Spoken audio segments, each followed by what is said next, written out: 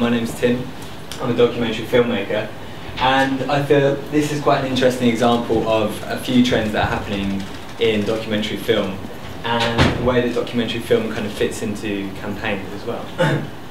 So this is a cross-platform project, which means it's not just a film, it had many different elements, one of which was a performance, one of which is this interactive thing that I'm going to put on now, and a campaign that went with it. It's kind of something I do feel is a really, really important issue now. I think our own sense of hospitality towards people is really important on an emotional level, but also the fact that the world is so unbalanced and this is going to become increasingly, you know, people are moving more and more, and as we know, there's only kind of one way of, at the moment it seems that people can address that, and that's by shutting the door or making it increasingly hard for people to come to this country. It's also something people don't really know about, and sort of part of the whole Invisible Picture Show thing, you know, we couldn't safely get access to film in detention centres, but it's also the fact that this issue is widely unknown, not just here, but in Mexico where we were, in Australia, perhaps a little bit more, has a bit more of a profile there, but in South Africa, for example, it's a relatively unknown issue.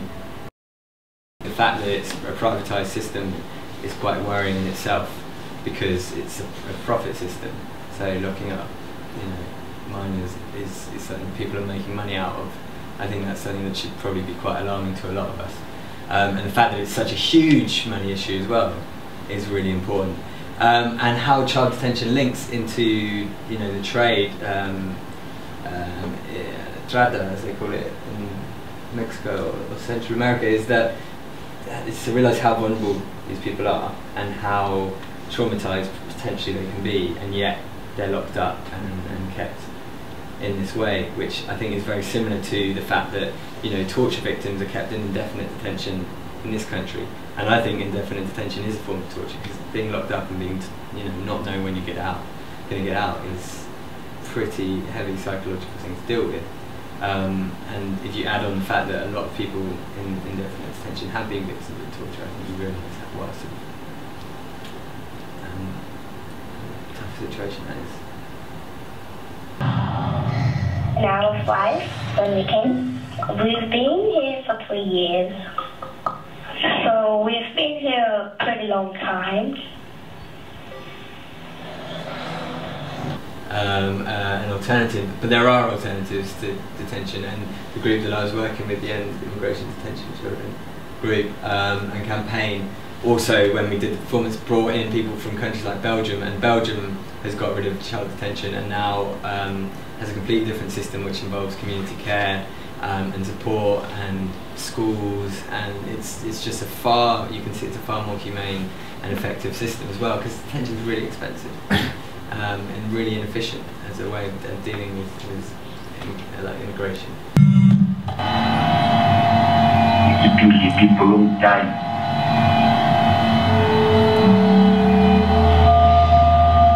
It's definitely part of being tough, sending out a message. I think it's lazy thinking as well, because it's kind of the easy option for many governments, and also because I don't think they've actually felt they've had to address the issue, because it hasn't been kind of brought to them in a sort of hard enough way for them to feel like they have to change the practice they have at the moment. At the moment it's basically like the detention centres are there primarily for adult asylum seekers, but because children, they don't really know how to, you know, deal with them, they just kind of stick them in there as well, especially in, you know, Greece and Mexico, where they're basically in with adults.